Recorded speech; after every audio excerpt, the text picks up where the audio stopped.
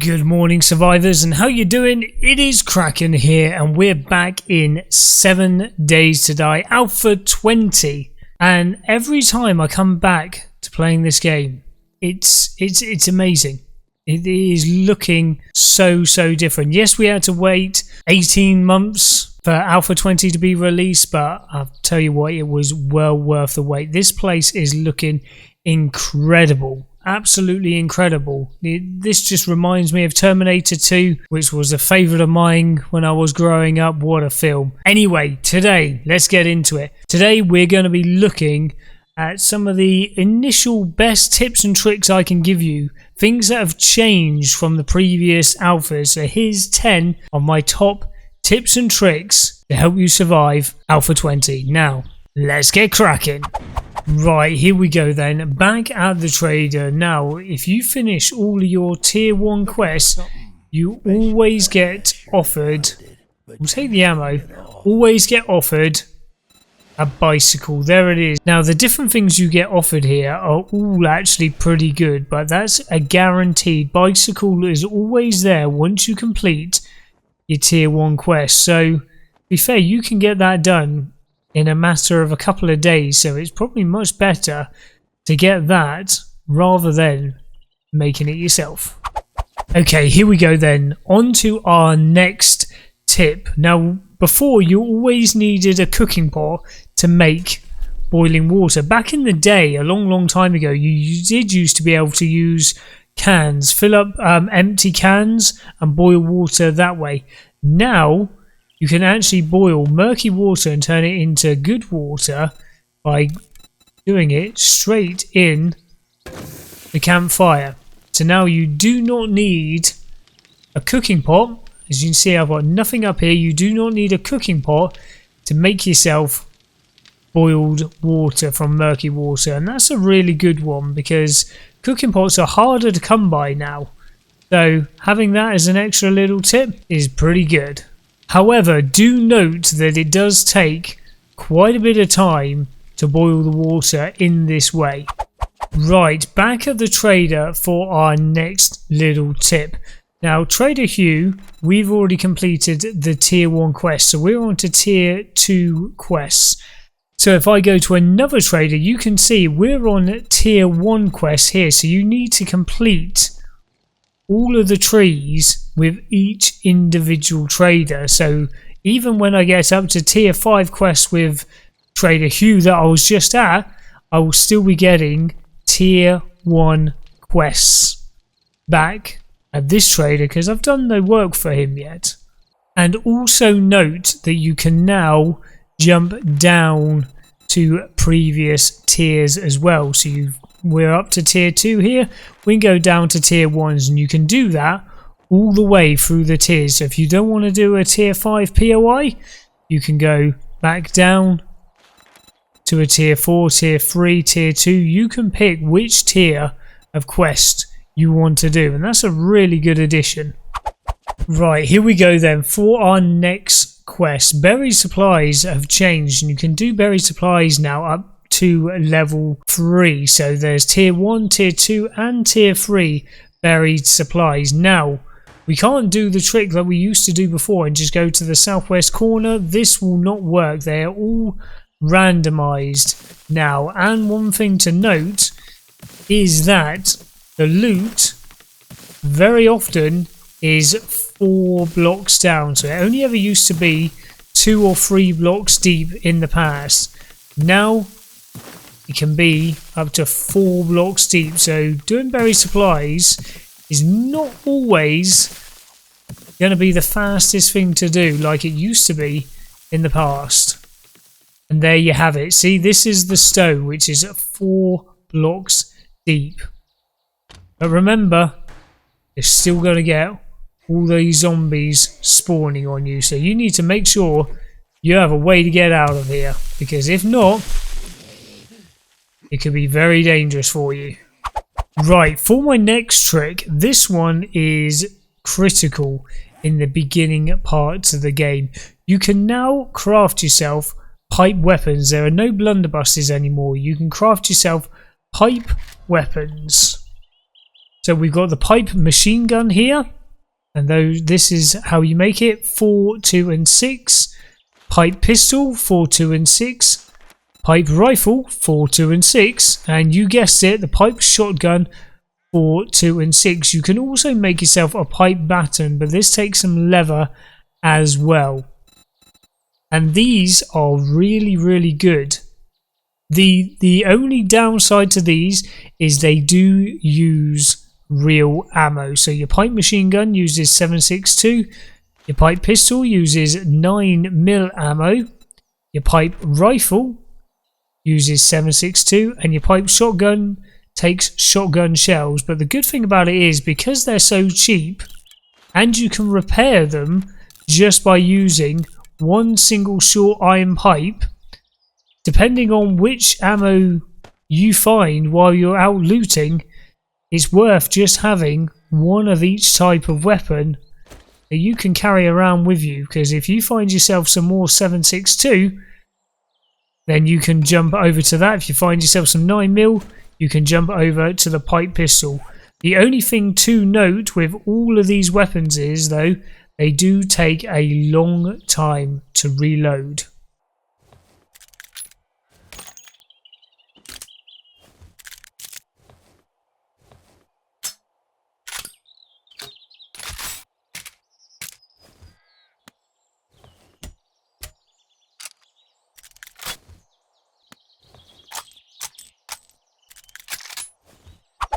Right, for my next tip, we're going to be looking at the loot stages of the game. Now, as you can see, I'm level 16 and my loot stage is level 16.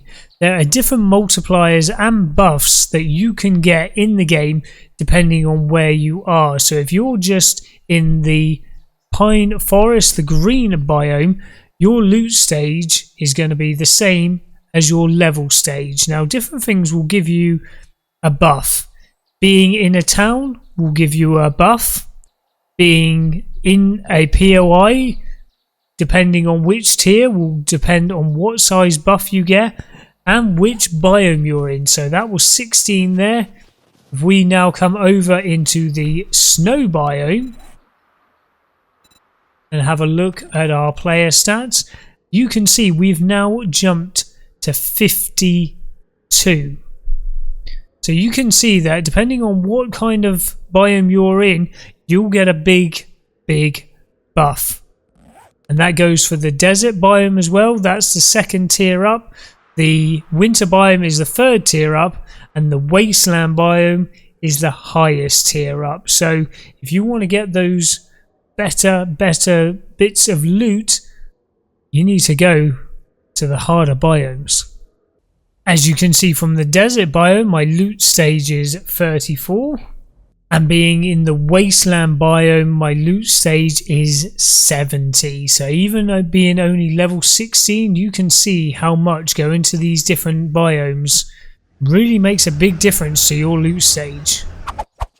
Now for my next tip, this is a brilliant tip. Sometimes getting water in the past could be really difficult. Alpha 20 the Fun Pimps have put so much effort into making these towns look more realistic. So realistic, we've actually now got sewers down the sides of the streets, and these are a great way to get your murky water. So there's 125 jars taken up there, but you've got to keep an eye out for them. But look, you can see all these sewers have lots and lots of water, so water is a lot easier to come by now than it used to be.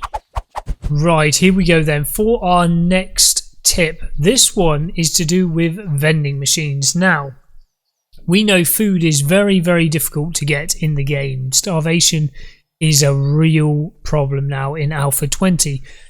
This is a good one and a bad one. Vending machines. As you can see, we got a vending machine here that works. Okay? Now, if we reset this POI, do the quest here, it does not reset the vending machines. Okay? We got the same stuff in here. Now, the good thing about this is this was a working vending machine, so I knew by starting this quest that wasn't going to turn into a broken vending machine. which sometimes happens.